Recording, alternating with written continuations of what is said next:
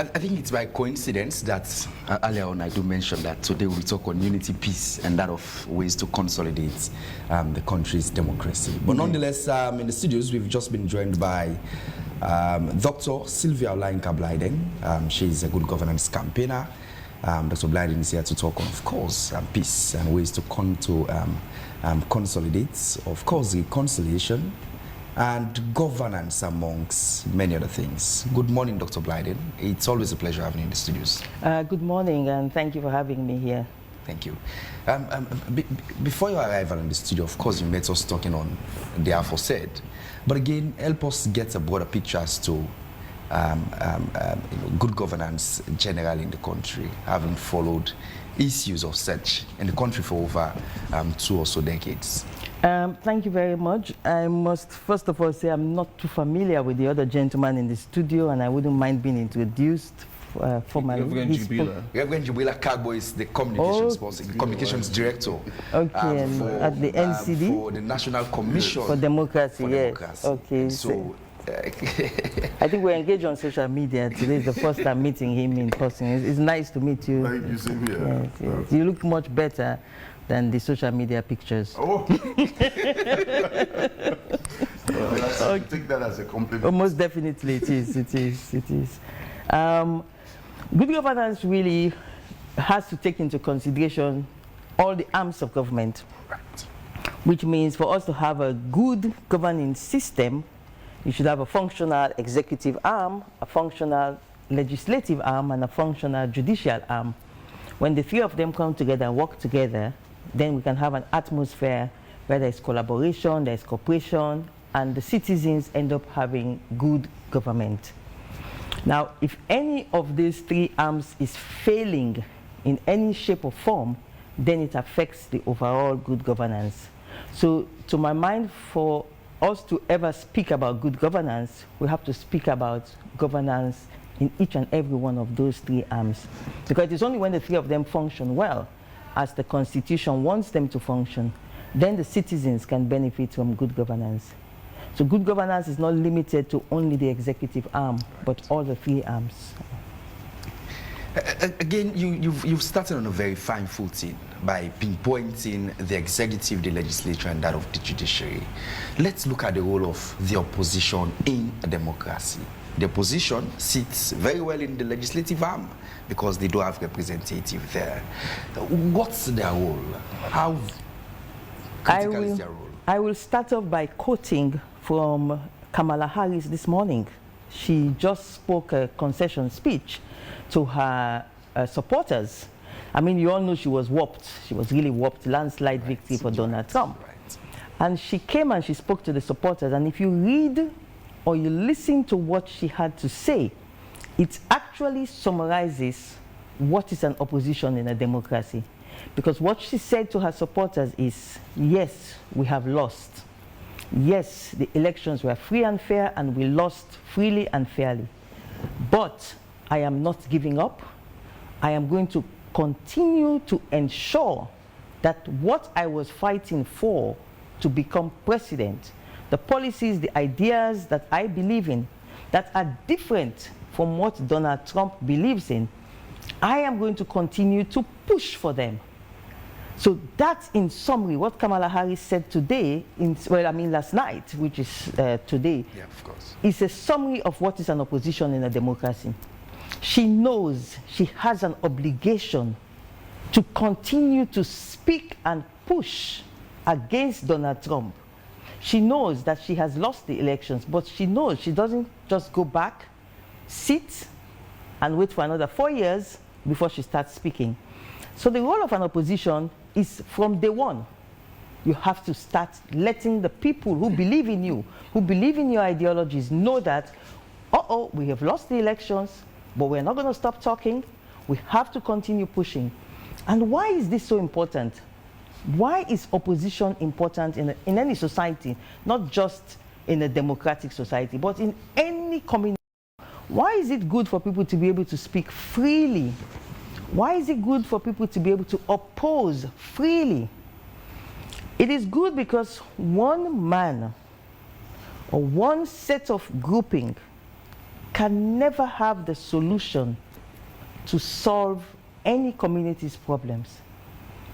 They would have what they believe is correct, and they would do it because they believe this is correct. Divergent views. But there would be another view in that community, which if they just listen to that view, they can now realize that, okay, this way we wanted to go, it's not that ideal. That other divergent view is good. Right. Let's try what they are now saying. So even though that other view is not part of government, what Kamala Harris is saying this morning is that I am going to be speaking so that anytime Donald Trump makes a mistake, I will speak out. Anytime Donald Trump does something that I believe is not good for America, I will speak out. Now, extending this further now to one of the key issues that I have fought for all my life, which is for women to have a space to speak. We have a typical parochial society. I can quote from the First Lady of Sierra Leone. She gave a brilliant speech in Iowa last month. She was invited to Iowa and she gave a brilliant speech at the World Trade Center where she said that men by nature are born with a lot of muscles. They are stronger. So instinctively they believe that because they are stronger, so they should dominate women. However, women have the same brain power as men.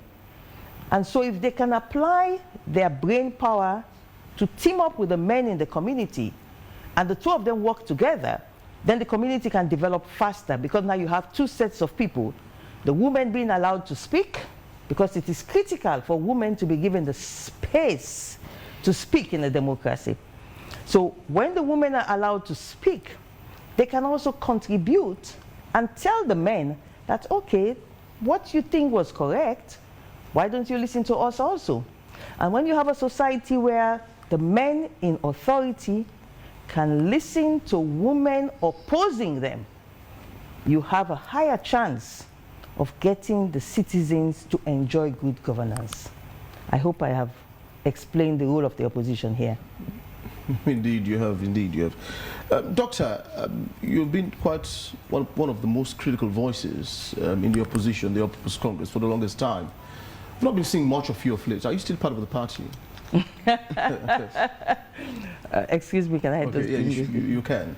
This is Wake Up Sierra Leone, live on the Africa Young Voices, and do please feel free to chime in on the conversation by sending your comments or questions to our Facebook page. We still have Reverend Jibrila Kagbo also with us in the studio this morning. Yes, Dr. Blyden. Yes, I was asked this very same question the last time I was here, which is like, I think, a few weeks ago. And I think it was Madam Phoebe who asked me if I am still with the APC. And I answered clearly, unequivocally, I am 100% APC, I am 100% an opposition. However, my own opposition is not a destructive opposition. It doesn't mean because I am in the opposition, because I am in APC, it means I have to destroy Sierra Leone because we are not in power. My own form of opposition is where I oppose on issues that affect the common citizens. I don't oppose by telling people, come out on the streets, take machetes and cutlasses, chop any policeman you meet. I don't believe in that type of opposition. I don't believe in opposition where you hire somebody in Holland to be intimidating people by abusing their mothers. I don't believe in that type of opposition. My own opposition is constructive. So in the process, because I distance myself from those who who hire people who are in Holland to haul what we call MAMMY CUSS. Who are those people, Doctor? Well, they're not here, and I always like to mention people when they are present, so they can defend themselves. But it is clear that there are some people in the opposition who hire people to throw out MAMMY CUSS, to intimidate. And I don't want to be a part of that. So I distance myself from that. There are people in the opposition who believe in sponsoring coups, military coups, to destroy the democracy. I don't believe in that, and I will distance myself from that. And also what makes a lot of people get confused is my friendship with the First Lady. She is as SLPP as you can imagine. So people say, why are they so close? if she is SAPP and she's APC. And I believe what the two of us are doing is showing that she can be SIPP, I can be APC, and I can be a critical APC. A lot of people do not really know how much I criticize constructively because they pay attention to the negative criticism.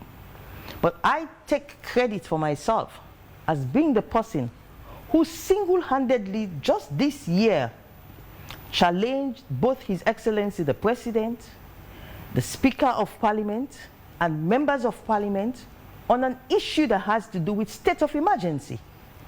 I was the only voice in this country who stood up and constructively criticized the President, the Speaker, the members of Parliament, that the way you claim you have instituted a state of emergency, it's not possible, that's not what the Constitution says.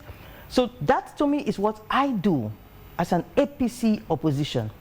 I criticize on issues, I write, there was a whole letter writing exchange between myself and Parliament on the issue of state of emergency. That is a constructive APC member.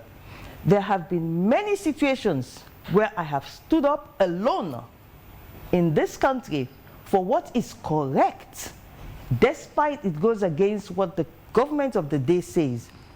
But my friendship with the First Lady or my refusal to associate with destructive opposition does not mean I am not APC. I am 100% APC. Okay. And in that spirit, have you been following the issue between Dr. Samura Kamara and the party as a whole? What are your views around that? You know, the English have a saying, they say the chickens are coming home to roost, something like that. The chickens are coming home to roost. So what is happening in our party is the chickens are coming home to roost.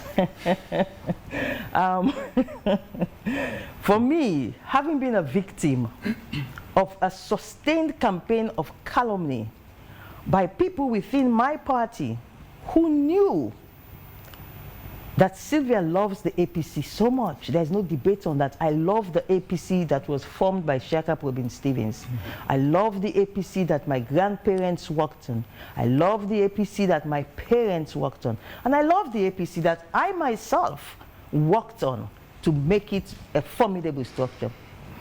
But because I was saying within the party circles that certain direction in which the party is going, telling our supporters not to be counted for census, telling our supporters to resist legitimate government directives. I cannot be a party to this. Telling our supporters to jump on the streets and say, Madabio must go, Madabio must go.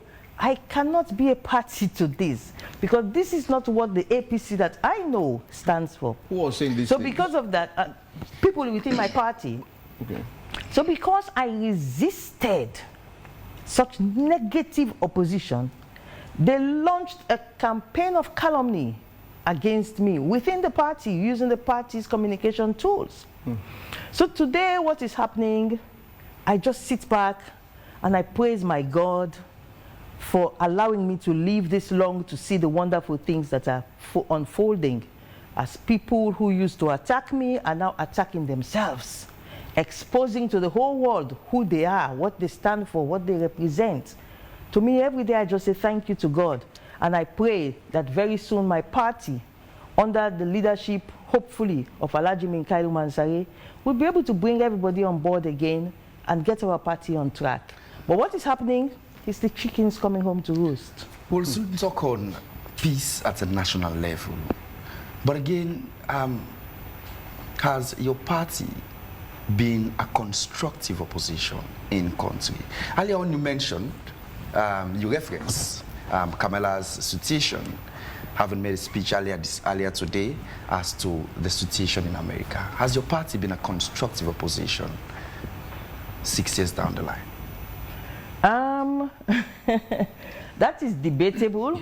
I just told you how I myself, as a member of the party, You'll be just one person. Yes. Generally as a party. Yes, I just told you that I myself. I understand. And several people within the party have also acted just like me in the sense of trying to get our party to be a constructive opposition, a functional opposition.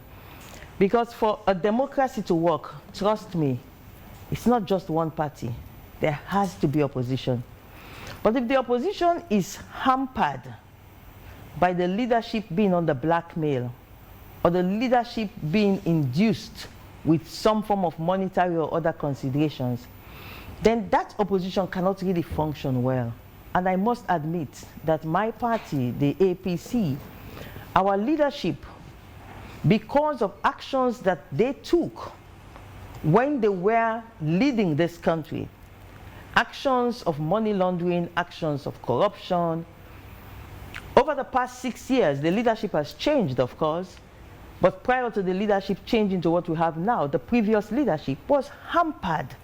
So they could not do what Kamala Harris said should be done this morning, because they were hampered by their corruption and money laundering and other criminal cases. So they could not function. So I would answer your question by saying the APC has not been optimal, but there have been bright lights amongst us in the APC who have been optimal. I have gone to jail. I have been locked up, not once, not twice, for being a member of the opposition. I have not allowed that to intimidate me or stop me from being who I am. I have been treated very badly whilst I was in detention. I have not allowed that to make me become less of a human that I should be. But we do have bright lights. I consider myself one of the bright lights of the APC. But unfortunately, the leadership was hampered. So they could not provide the Kamala Harris type of opposition that we should have provided to this country. So in that respect, yes, the APC, we failed this country. We failed to provide the opposition that President Madabio needed to be an effective president. Because if you don't oppose the man, he will just be doing what he wants. He doesn't have any opposition. He just does what he wants. So opposition is critical. Opposition is important. And when opposition fails in a democracy, the country fails. The democracy fails. Now let's shift to peace. Don't you think you can be one fine person that will help to consolidate that peace within the APC? In my own way, I'm doing that. But I have to let you know that the APC's issues are complex. They're complex, they're multifaceted. It's not a one-dimensional problem. There are many angles to the APC's problems. In my own way, as a loyal APC member, I have been playing my part. But because of the multifaceted nature, I just told you about people having money laundering, corruption cases, people being induced. So it is so complicated that it's not something that's going to be very easy to resolve. I think one of the things that I spoke to a group of APC women who came to me the other day that we have to do is prayers. As a party, we have to come together and pray for God's divine intervention so that all these multifaceted challenges, we can be able to resolve them. Let's hear from Reverend. You've listened to Dr. Blyden make her submissions, you know. What are your views, given that it appears as though now from her analysis that the opposition has not been as formidable as they ought to have been? And by extension, they are harping a bit of constraints on the regime, the current regime of Sierra Leone. Is there a way to quell down these hiatus and make them become more efficient or effective in a way? Is there a way to do this? How can we force the opposition to be more proactive than reactive and negative? So I will start with this expression. It says better late than never. Of course, looking at the way things are happening and reflecting on the situation in our parliament, that should give us a picture of the situation in terms of the workings of the opposition and the government in power. We know that you will hear they'll tell you, oh, we won the debate, but the bill was passed into law. Or this instrument that went to Parliament, we actually stood our grounds, but because we did not have the requisite number, this was what happened. But it's better to be speaking on the issues and alerting the people to the reality on the ground and being silent. And there is no way that you continue to fight and then expect to stand up and fight against the other side. So it's this expression, a house dividing itself cannot stand. And until work is done to ensure that they handle such division from within, it becomes difficult to provide the formidable opposition that we are looking forward to. If you go to the Constitution of Sierra Leone, particularly Section 35, starting from subsection 1, we talk about what political parties are expected to do, and that is also what the opposition is expected to do. And one thing that stands out clearly from that is shaping the political will of the people.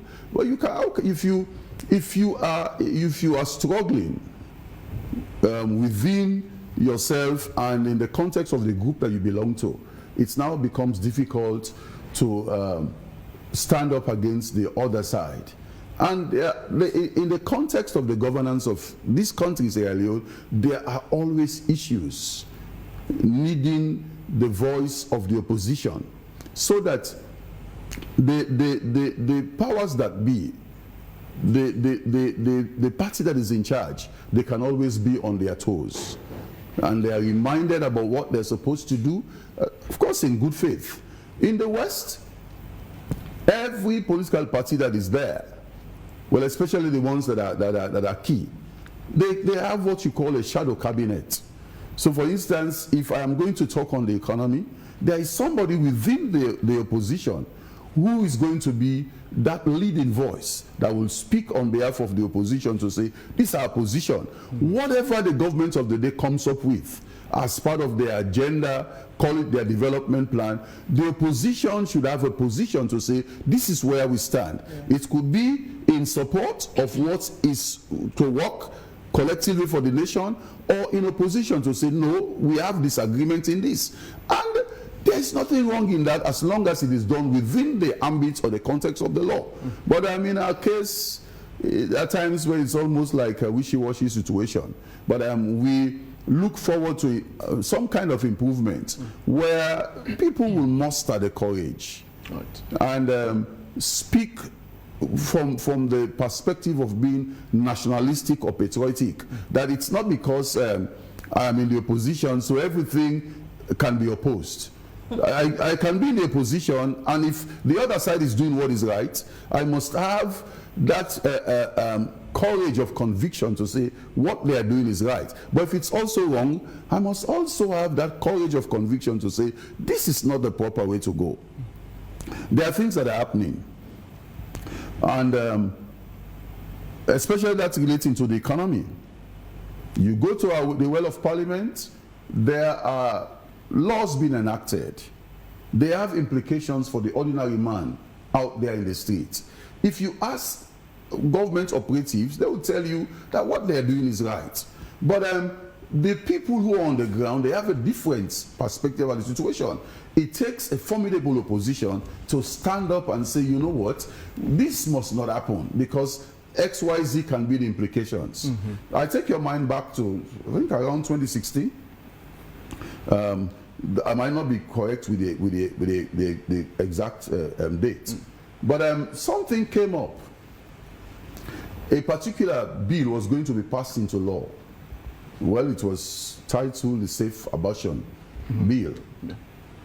And the voice that stood up as opposition to that particular bill was the religious community.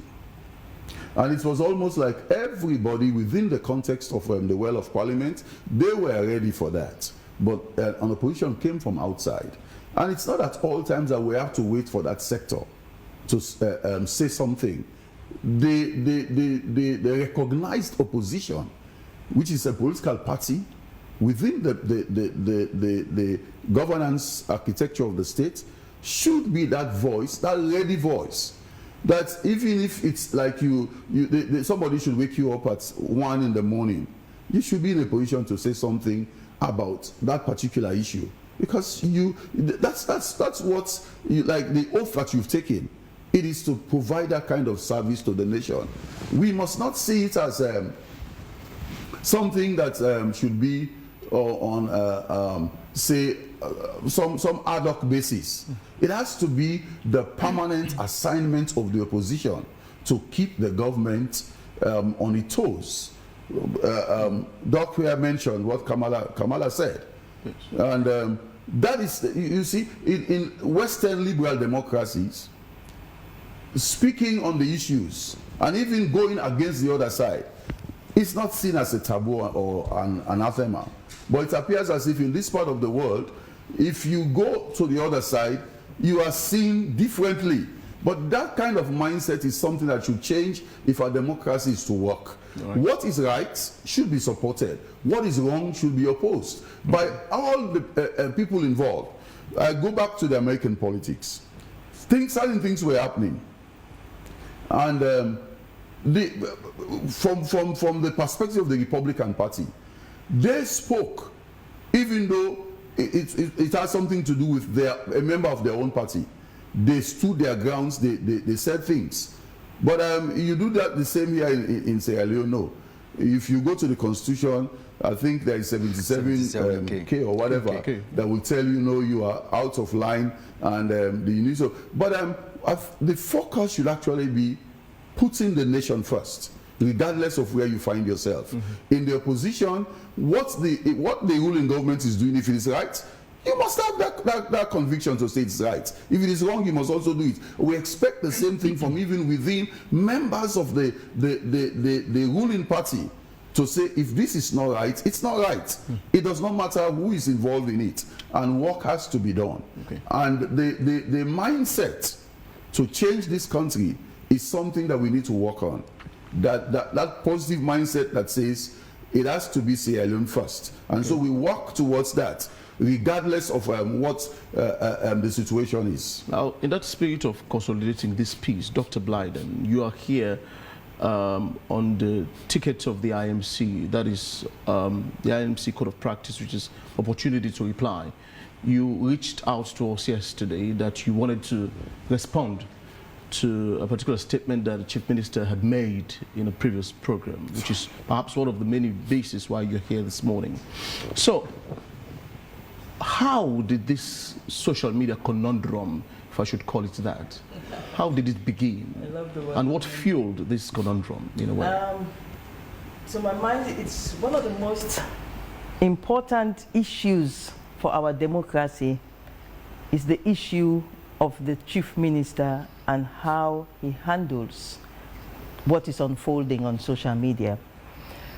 Before I came to the studio, I sent to the producer a video clip, a 2-minute video clip. I'm asking if you could please play it for me before I proceed. You have we'll see ways to do so, but just continue. Yes. No, it's the base, it's the premise for what I want to explain, because you say how it all started. So it's the video of His Excellency the President, Dr. Julius Maada Bio, campaigning to the people of Sierra Leone last year. And it is an issue that was so important that no less a person than the head of state himself had to bring it to the fore and make it a campaign issue, because it was so critical that there is no district in Sierra Leone that President Julius Maada Bio went to where he did not campaign on the issue of MAMMY CUSS. And what is this MAMMY CUSS that he was speaking on? It is used as an intimidation tool to suppress dissenting voices against a governing system. The governing system could be the central government of Sierra Leone, which is the President Julius Maada Bio government now, or the governing system could be the people governing the All People's Congress as an opposition party right now. But the president eloquently explained to the people of this country about the implications of MAMMY CUSS and suppression of the voices of women.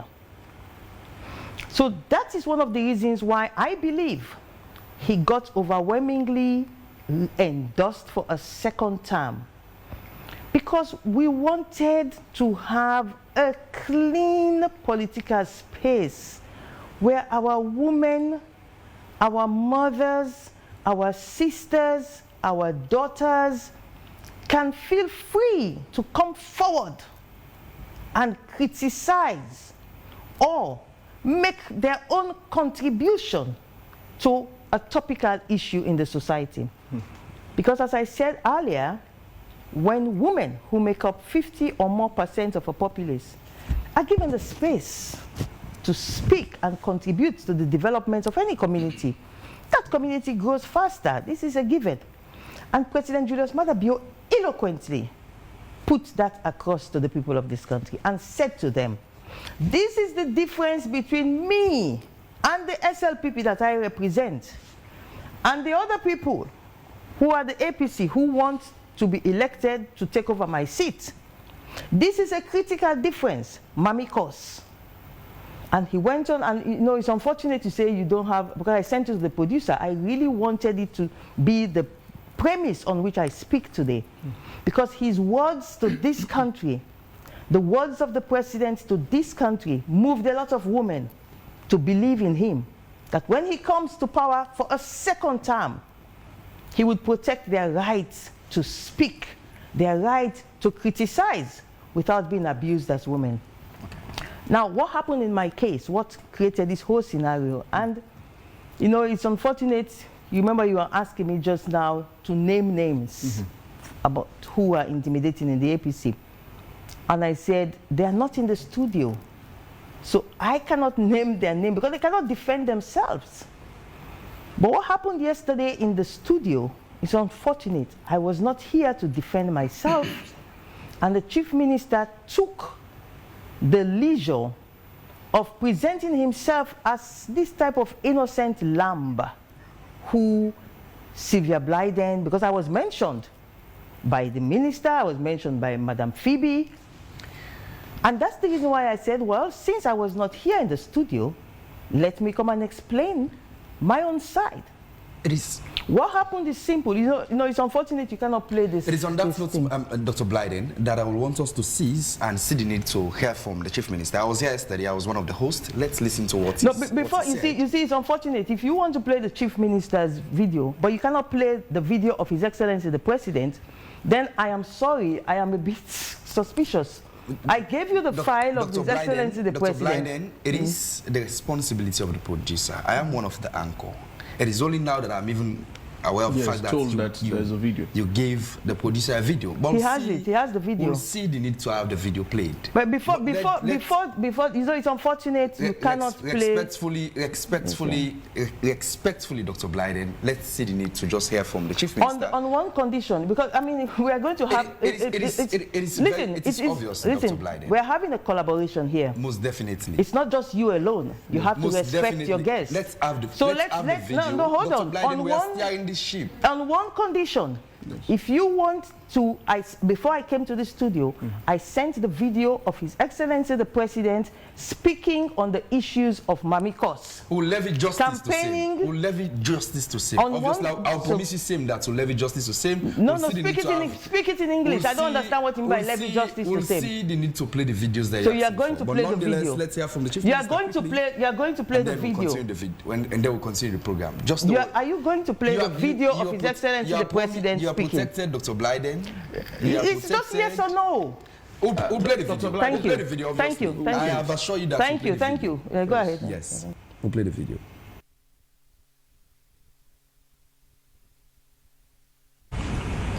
Quite some issues here and there on social media about the Chief Minister vying for the presidency.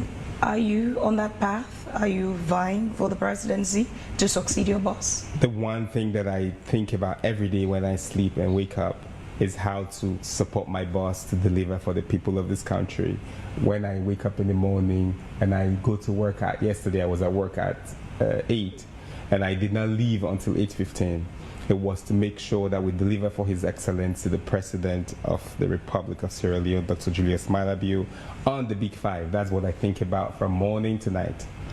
And what's your relationship currently with the First Lady of the Republic of Sierra Leone? The First Lady, let me say this, is an amazing, fantastic human.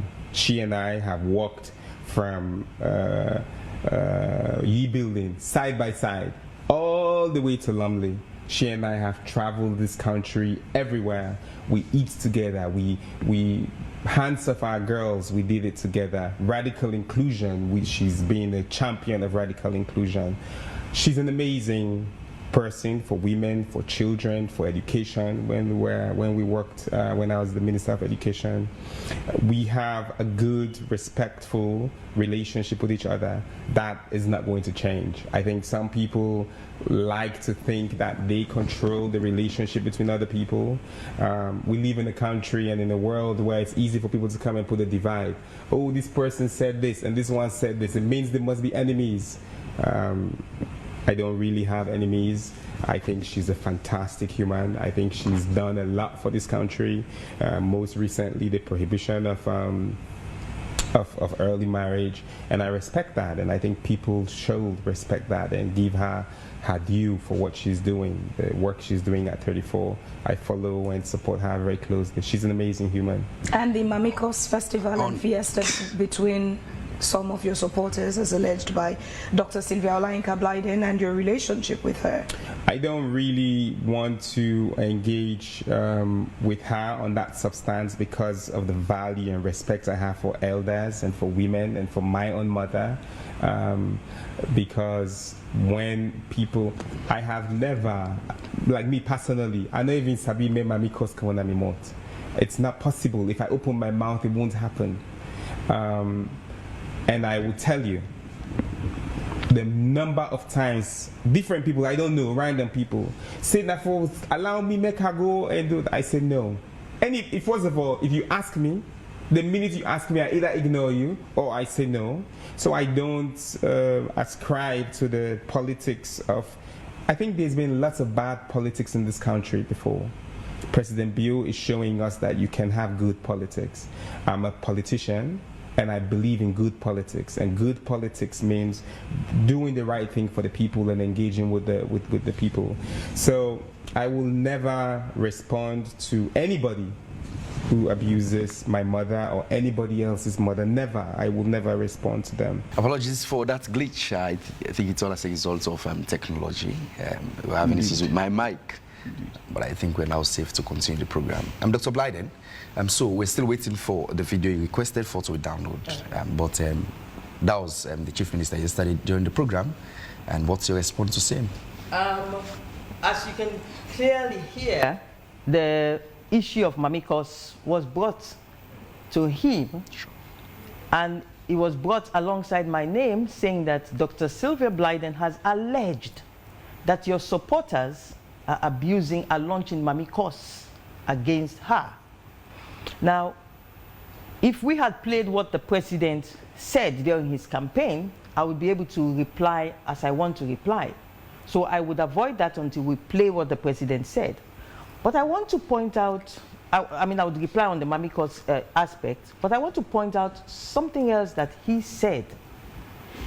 Now, he said that people have been asking him for them to go at me, and he has ignored them, in his own words just now. He said he either says to them, he ignores them when they ask him that they should allow me, make we go, and he says he ignores them. Secondly, he said that President Bio's policies are what he follows, his words that he just spoke. He said there have been bad politics in this country before, but President Mada Bio is trying to introduce good policies, good politics.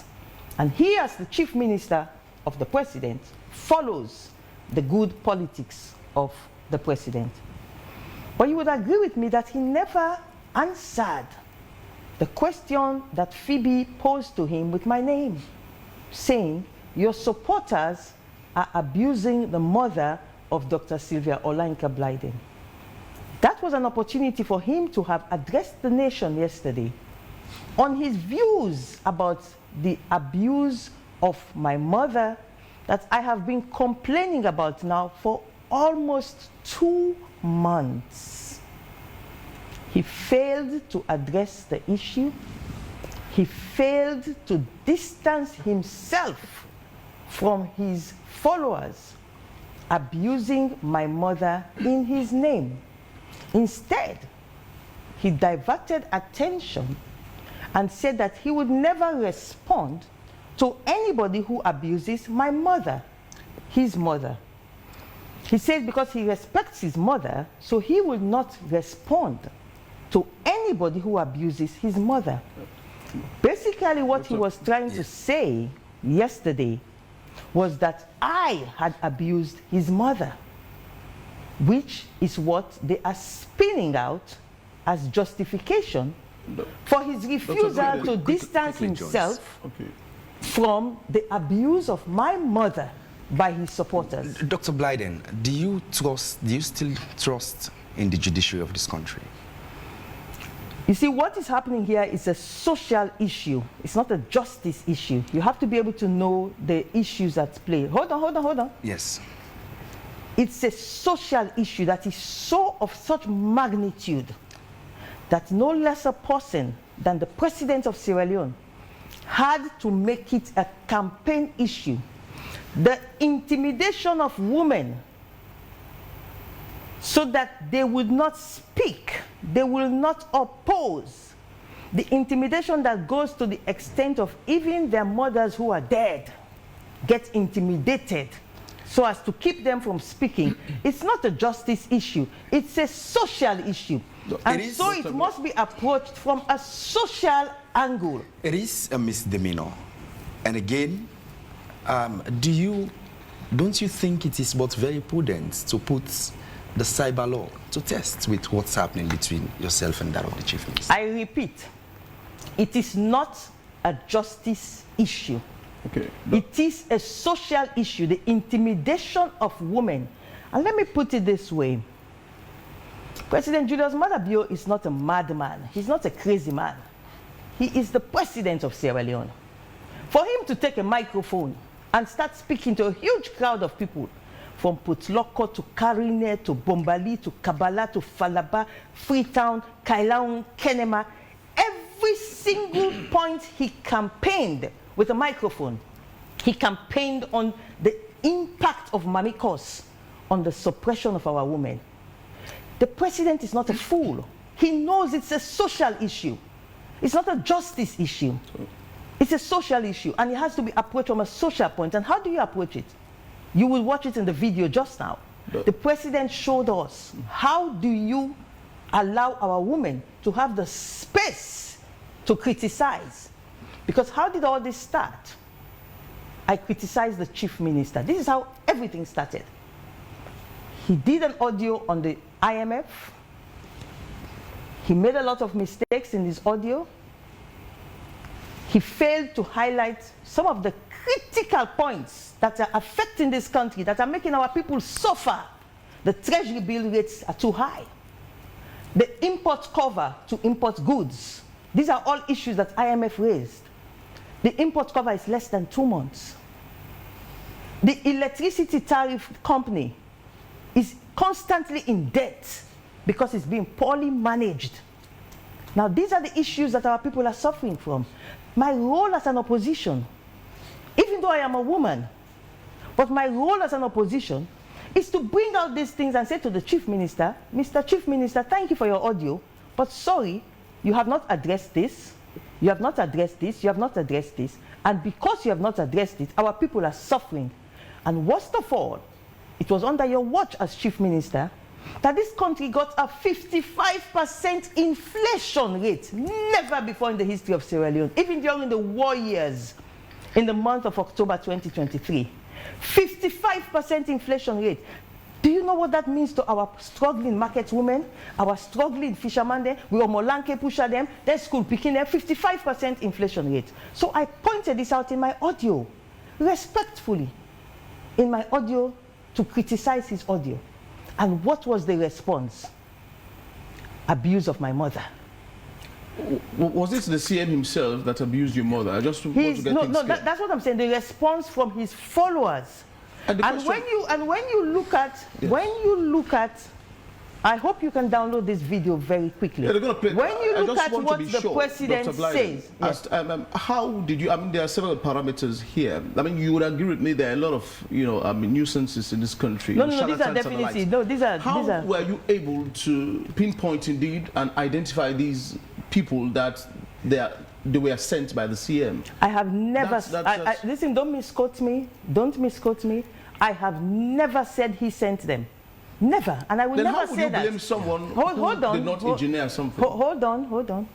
I will never say he sent those people to abuse my mother, because I have absolutely no proof that he sent those people to abuse my mother. But what I can you allow me to speak, please? Please, let me speak. No, I just want to create a context for our discussion. This is something. No, because what you're doing now. I understand, allow me Dr. to Blyden. Speak, please. You are not being bamboozled in but any that's way. what it looks like. Allow me to speak. You're not. You are free. You are free to speak now. I just want to create a context. Listen, I have told you, yes. I have absolutely no proof that the chief minister sent people to abuse my mother. I have no proof of that. Okay. What I have proof of is what His Excellency the President told us is the policy that he expects any of his statesmen to follow when somebody comes forward and abuse somebody's mother in your name. That I am abusing this mother because you answered Chief Minister per IMF. Because that was exactly what was happening. My mother was, egregious lies about my mother were published to this nation by people who are known to be SLPP adherents of the Chief Minister. Now, did he send them? I don't have any proof of that. Did he distance himself from the abuse of my mother by his followers? No. No, no. And what does his boss, and what does his boss say? His boss, the president of Sierra Leone, the supreme executive authority who employed him, empowered him, put him at State House. What does his boss say a statesman should do when your followers say they are defending you and they abuse somebody's mother who criticized you? The answer is in the video. The president says what he expects a statesman to do is to come forward and say the abuse of this person's mother was not sanctioned by me, even though the person is defending me, but I don't support this, I don't condone it, and you have to be specific. Otherwise, you will do what the president says, hiding behind your fingers. When you hide behind your fingers, you make a fool of yourself, because people can see you behind your fingers. So this is simple. What would have solved this issue? When I sent the MAMMY CUSS to Chief Minister in his WhatsApp, I said, is this where we are as a nation? Where my poor mother in her grave is being desecrated in this manner, her memory, with lies, unpublishable lies, just to intimidate me, so that I don't criticize on the issues that are affecting our ordinary people. What was his response when you sent that message? He has not done anything. He has refused to distance himself. He has totally refused. After you had sent this screenshot message to him, that I am telling you, he has not done anything. Nothing. Didn't he at least reply to your message? I said no. The man has refused. If I didn't just send it to him, I sent it to the Honorable Vice President, who is the Deputy Leader of the SLPP. I sent it to Dr. Prince Harding, who is the Chairman of the SLPP. I sent it to Umaru Napoleon Koroma, who is the Secretary General of the SLPP. I sent it to the First Lady, and I sent it to His Excellency the President into their WhatsApp. Now, I know the varying responses that I got from those people. Umaru Napoleon Koroma issued a statement saying that the SLPP does not support MAMMY CUSS, but the statement was not specific. Chief Minister, after several weeks of people, and I wasn't the only person telling him to distance himself. So many people were telling him to distance himself. There's this commentator who speaks for Dr. Kande Yumkela. He's called, I've forgotten his name, it starts with an L. He did a brilliant analysis on why the Chief Minister should come forward and distance himself from the abuse of the late Mrs. Sylvia Blyden. My mother served this country with distinction. My mother was bullied by the SLPP government. They had to issue an apology to her 20, 30 years ago. This is the same mother that the chief minister's followers are abusing, and he doesn't want to distance himself from that. Now we've Dr. understood Blyden. the context, yes. Dr. Blyden, you've clearly explained the genesis and where it has led to at this particular moment. But again, there was a video making rounds on social media which has a semblance of your voice. You have an opportunity to disassociate yourself to such a video. Was that coming from you? It wasn't a video, it was an audio where I was addressing somebody called Possible Kagbo. I don't know if that's the one. And then at the end of it, they put where I was explaining that the President of the United States of America was also caught one time doing MAMMY CUSS. I don't know if that's the video you're talking about. Is that the one? There was one wherein, on that video, you were raining invectives also on somebody called Possible Kagbo. Yeah.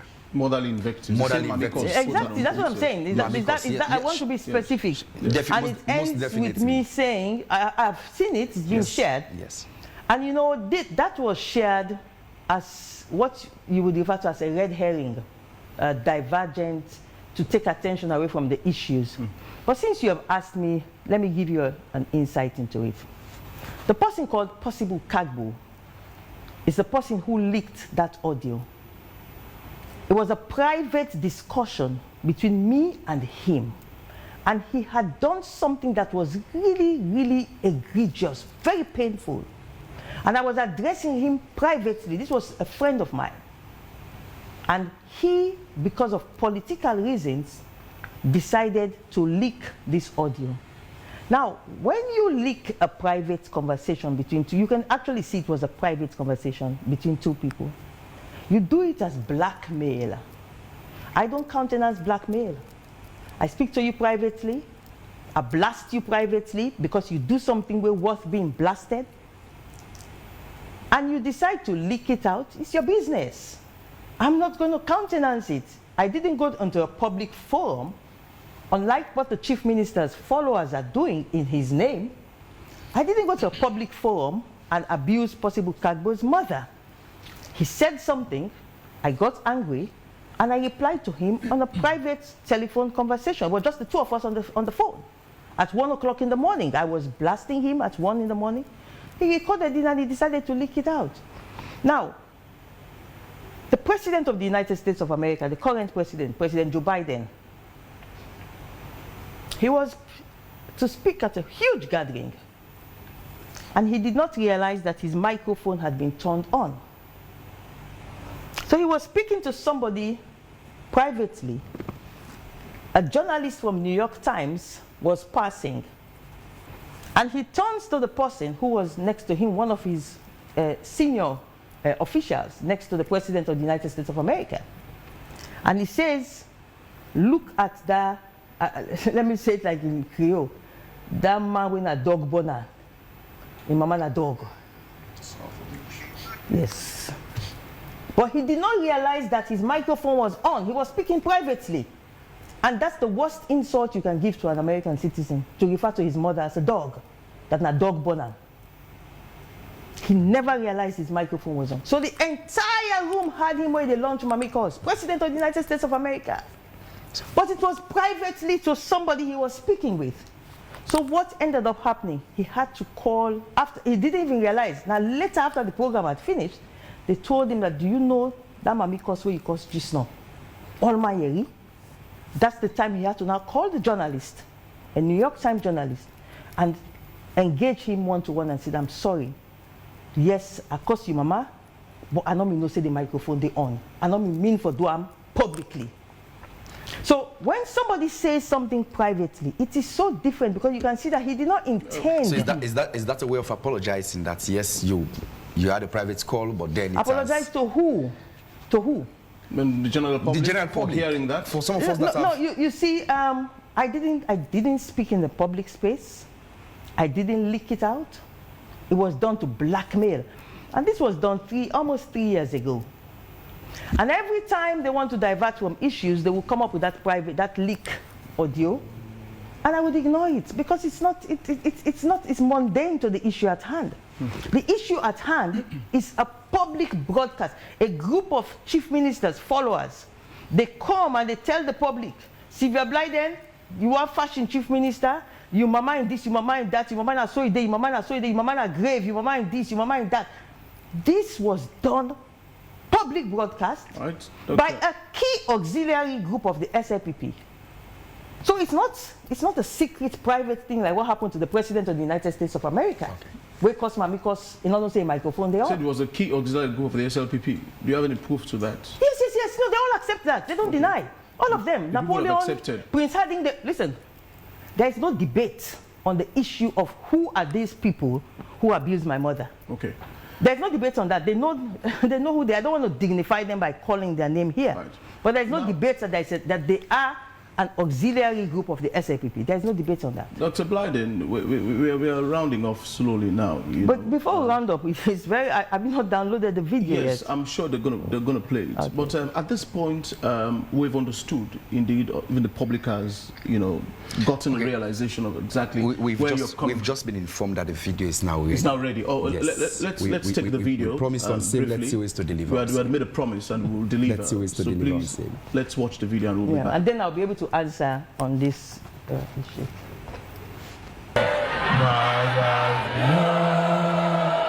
We and APC now totally two different groups of people. Now mama then in the cost now. Instead of they respect the woman then, now cost them the cost them. And we the more than the cost them. Now the more we they empower them. Now the more we they provide space for them. Now politics and every side. We are different.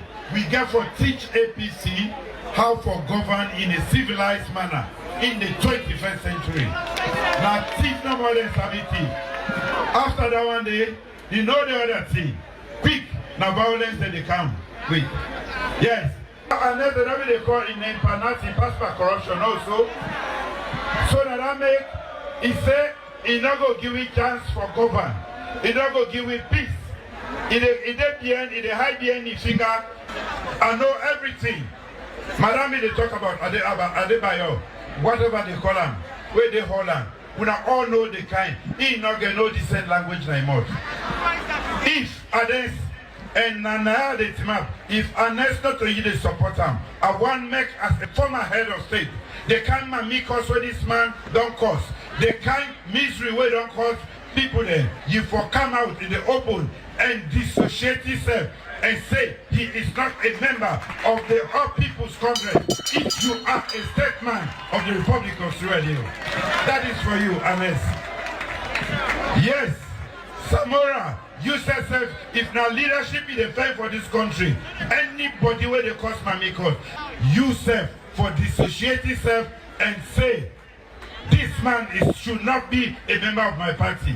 If Adebayo, by mistake, say in an SLPP, I go make sure say, I go talk him, he will never be. I go make sure say, he will never be. I go team up na door, I talk him, I go make sure say, he no go ever be. But, look them big man there, they say, this say in a be former president, the other one say he won't be president. They cannot say no to Adebayo because now then they send the message. I have the proof. Then make us say that they hide behind their finger because we see them at the end and we don't know and we get evidence for sure say yes.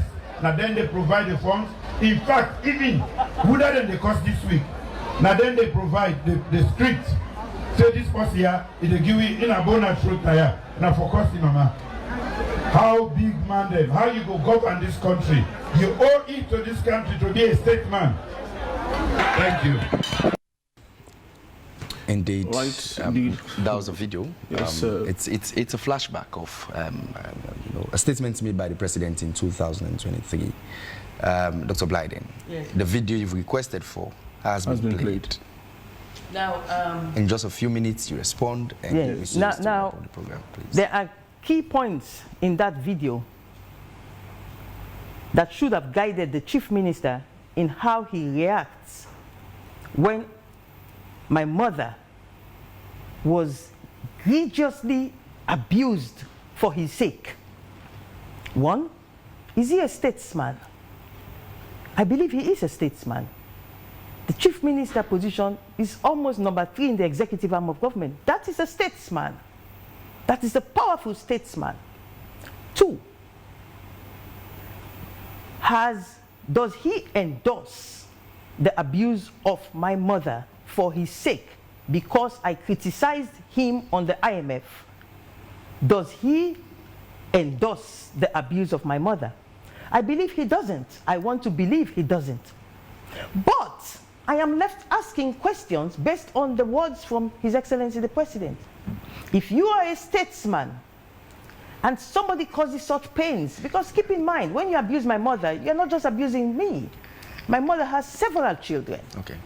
And they would ask, why are these terrible lies being told about our mother just because you criticize the chief minister on IMF? So pains have been caused in my family with the lies of your followers. Does he recognize that pain?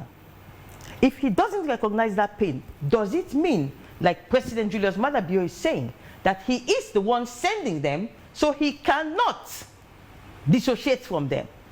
Because if he was not the one sending these SAPP auxiliary group to abuse my mother because I criticized him on the IMF policies and the IMF concerns, if he was not getting pleasure out of the abuse of my mother to intimidate me as a brave woman, because it takes courage to take on the whole chief minister, it takes courage to take on the president, it takes courage to take on the Speaker of Parliament. I have been very courageous in the way I talk for my people. Okay.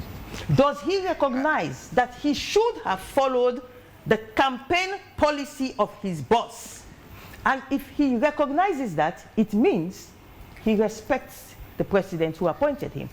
But if up to today, almost 2 months, everybody has been telling him, somebody just reminded me that even Joseph Sano, the gentleman who calls himself senior citizen, did a piece telling him, you have to distance yourself from this abuse of Dr. Blyden's mother. You see, my brother, let's take a note of something here.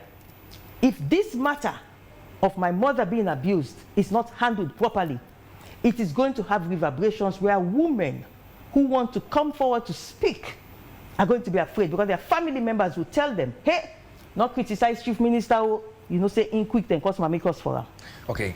Thank you so very much, Dr. Blyden. You've helped the public to understand the genesis of this problem, and of course you've made several suggestions as to what should be done of a statesman. But again, you've also mentioned that yes, you are not too sure as to whether the chief minister was the one who made the statement, but you've associated the statement to would-be supporters of the chief minister. I would have wished to continue the program, but time is in our favor. I want to round up by saying something here. In just a few seconds, yes. Please. Silence means consent. Not in all cases. Please don't argue with me. We're not arguing. I'm making a position here. Please. Silence means consent. When you are silent at moments that you should speak, it means you consent to it. So if somebody contacts a cabinet minister and says to the cabinet minister, Dr. Sylvia Blyden is criticizing you on this your IMF, don't allow her. Okay. Allow me for go cussing, mama. And you say, you keep silent. It means you are telling that your follower, go ahead, because silence means consent. So the chief minister yesterday told us that when people tell him, allow me make a go cuss for you, he keeps silent. It means he is endorsing. And if he continues to refuse to distance himself from the abuse of my late mother, myself, and my entire family are taking it that he is endorsing the abuse of our mother because Sylvia Olayinka Blyden criticized him in a democracy on behalf of those people who do not have a voice. Thank you. Then Makituma will not get voice. Then Fisherman will not get voice. Now they make them, they can't cost me, mama. Thank you so very much, Dr. Sylvia Olayinka Blyden. We appreciate your time here this morning, and also Reverend Jibrila Kagbo. Thank you so very much, lady and gentlemen, for your time in the studio this morning. Till we meet again, this is where we draw down the curtains in this edition of Wake Up Saga.